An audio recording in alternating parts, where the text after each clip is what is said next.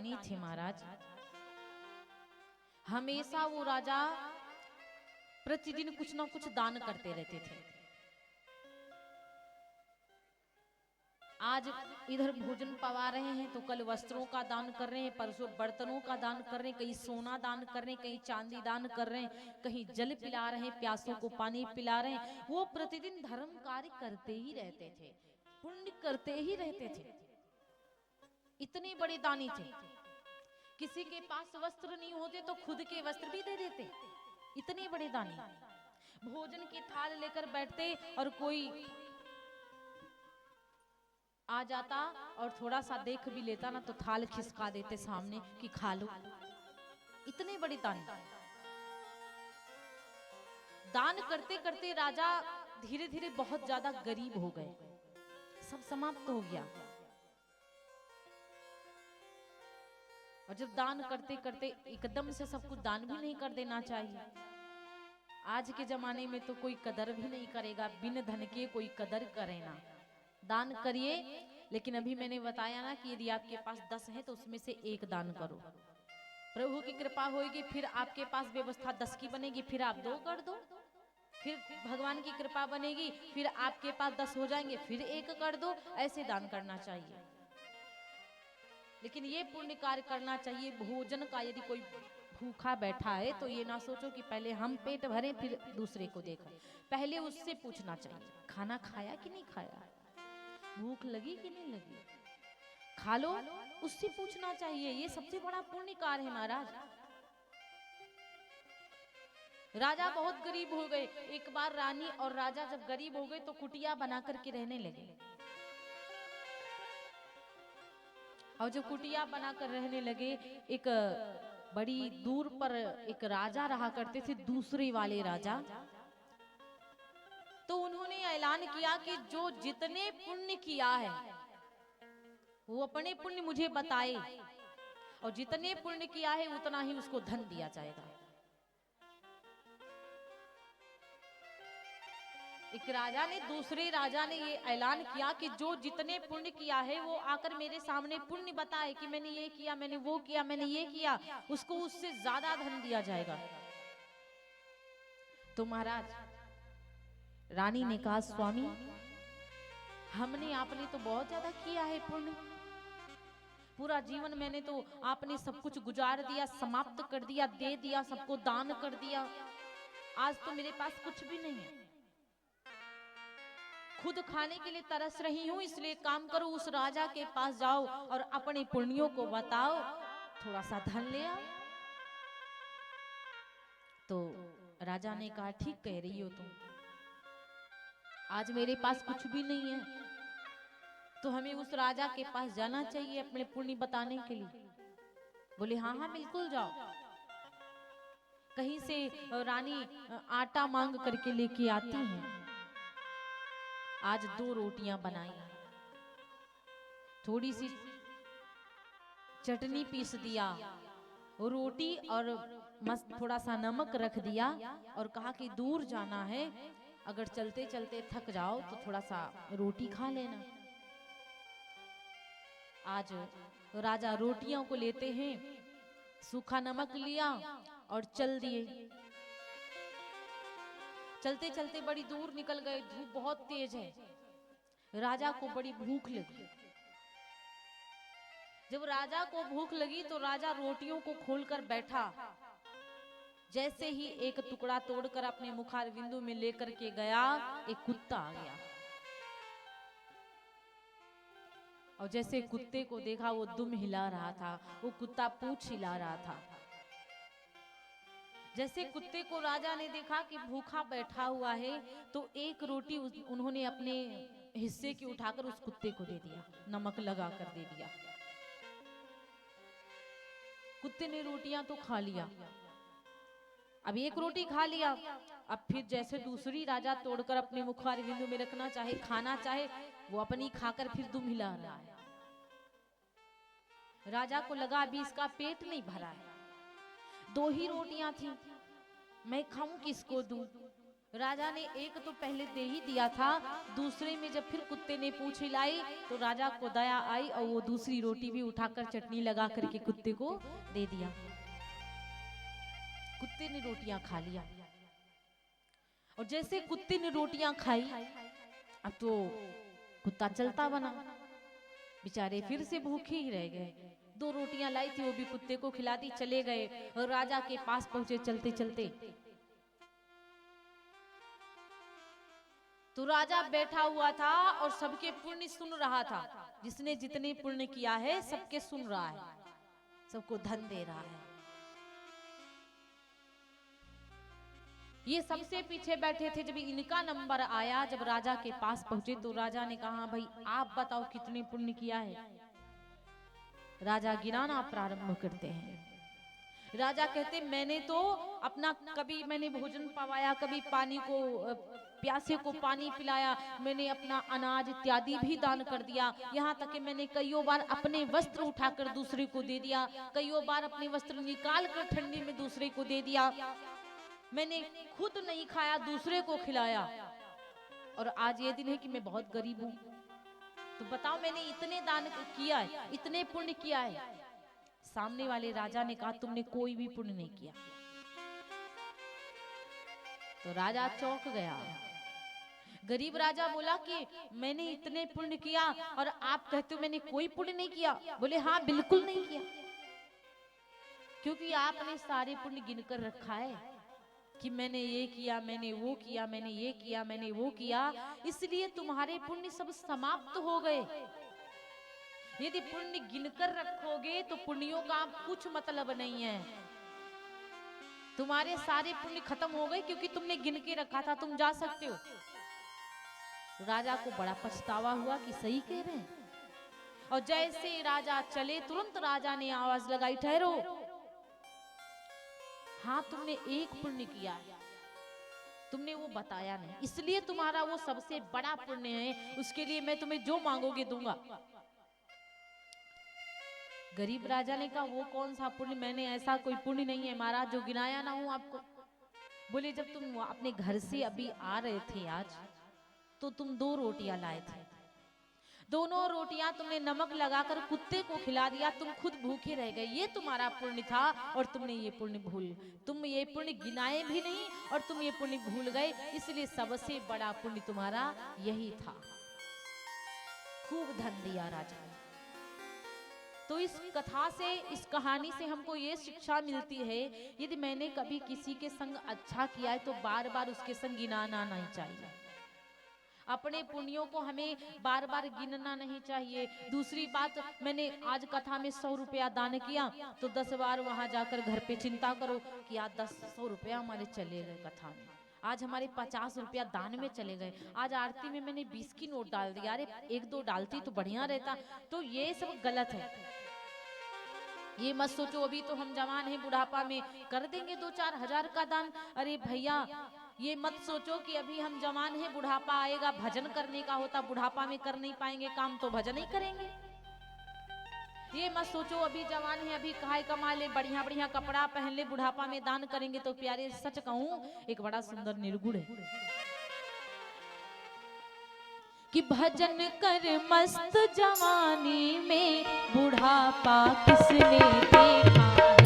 भजन कर मस्त जवानी में बुढ़ापा किसने देखा है।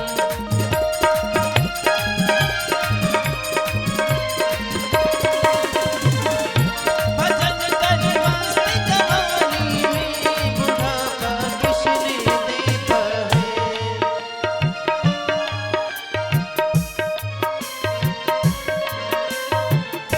भजन कर भजन कर मस्त जवानी में बुढ़ापा किसने देखा। कर मस्त जवानी में बुढ़ापा किसने देखा है।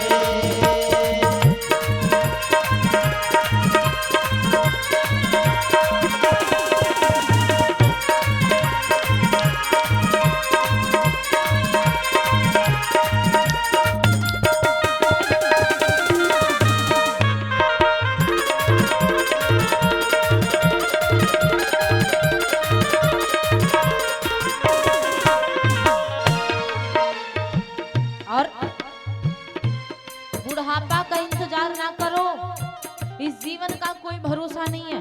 ये मत सोचो अगली साल फिर कथा सुनेंगे, अरे जीवन का कोई भरोसा न, कईयों आते कईयों चले जाते हैं एक साल में। तो इसलिए कान से बहरे हो जाओगे, कान से बहरे हो जाओगे, भजन तुम सुन नहीं पाओगे, भजन तुम सुन नहीं पाओगे।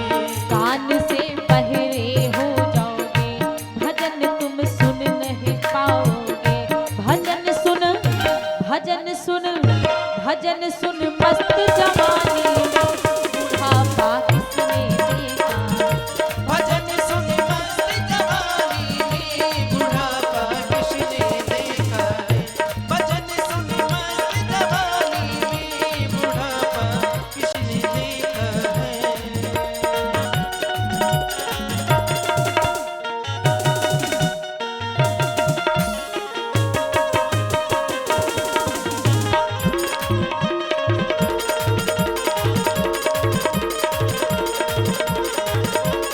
राधे।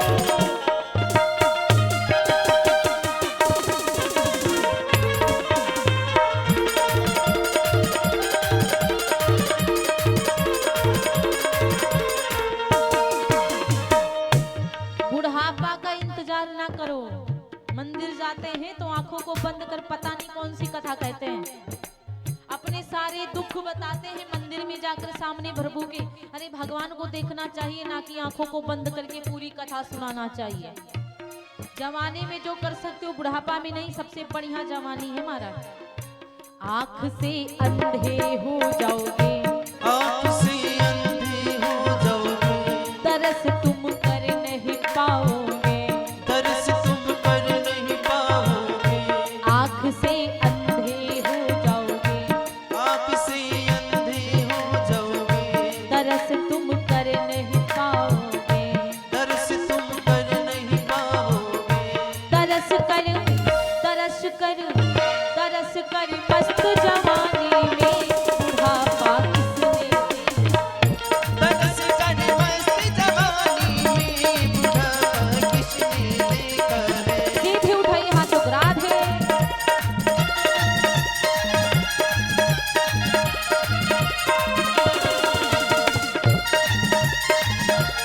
जय हो।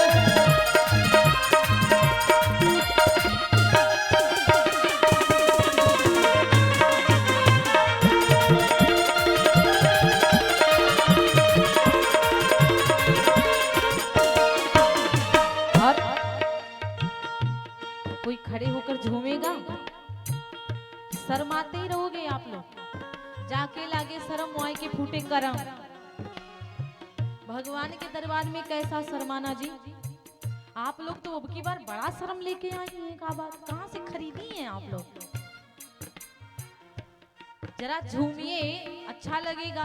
गायन, वादन, नृत्य, ये तीन चीजें अगर होती है ना तो बड़ा अच्छा लगता है। पहली बात तो गायन अच्छा होना चाहिए, और दूसरी बात है वादन अच्छा होना चाहिए, और तीसरा नृत्य अच्छा होना चाहिए।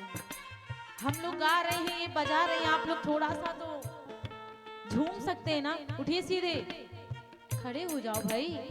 3 बार कहेंगे, नहीं खड़े होंगे तो अब से कहेंगे ही नहीं। एक, तीसरी बार में खड़ी हो जाना मैया। 2, वाह क्या बात, गुड। भजन कर मस्त जवानी में, बुढ़ापा भजन कर मस्त जवानी में, बुढ़ापा किसने देखा है। भजन कर मस्त जवानी में, बुढ़ापा किसने देखा है।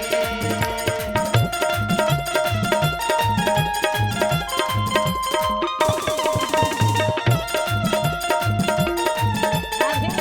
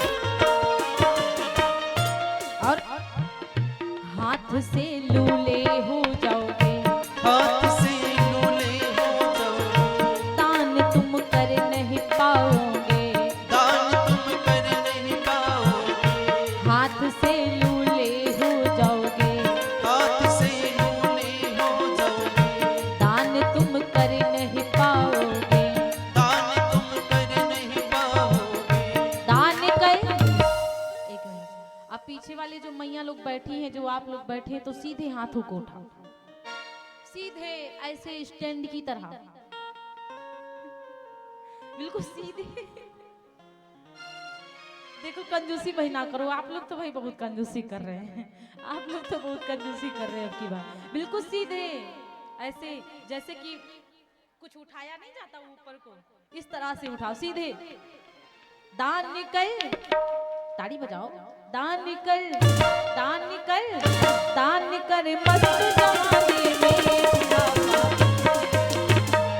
दान कर मस्त जवानी में बुढ़ापा किसने देखा है। दान कर मस्त जवानी में बुढ़ापा किसने देखा है।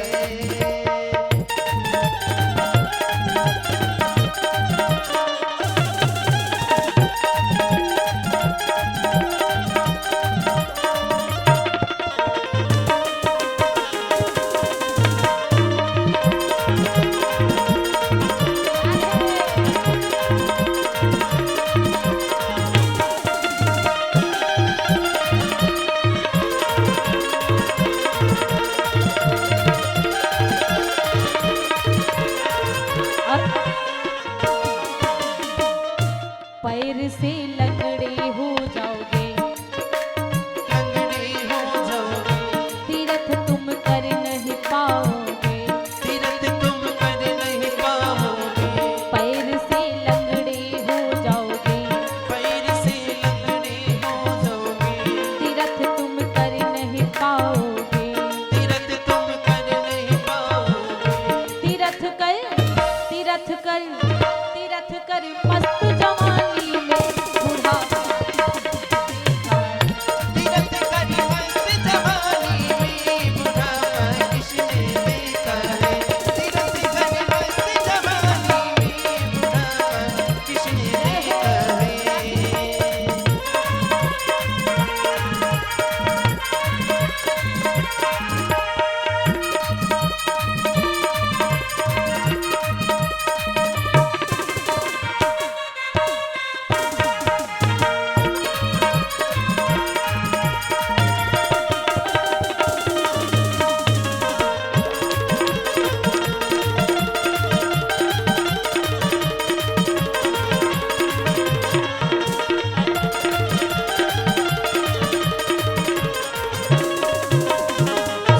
बोले उमापति महादेव की, आदि शक्ति जगदम्बा मैया की की जय हो। सवरिया सेठ की की जय हो। आदि शक्ति जगदम्बा मैया की जय हो। दुर्गे मैया की जय। जय हो। इस प्रकार से भगवान भोलेनाथ को मनाने के लिए कामदेव गया, उनकी तपस्या भंग करने के लिए कामदेव गया।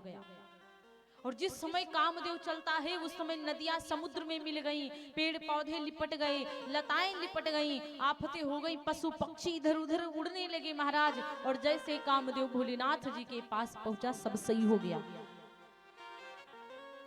आज भगवान भोलेनाथ जी की तपस्या को भंग करने में लगा हुआ है।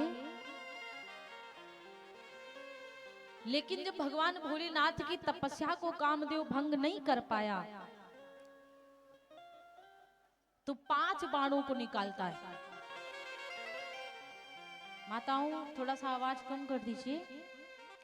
कामदेव 5 बाणों को निकाला और जाकर के आम के पेड़ पर बैठा, आम के पल्लवों में खुद को छुपा लिया और 5 बाणों को निकाल कर जैसे ही वार किया भगवान भोलेनाथ के ऊपर, भोलेनाथ का तीसरा नेत्र खुला। और जैसे तीसरा नेत्र खुला, सामने बैठा हुआ कामदेव एकदम से भस्म होकर छार छार हो जाता है। कामदेव भस्म हो गया। और जब कामदेव भस्म हुआ तो कामदेव की पत्नी रति रोते हुए भोलेनाथ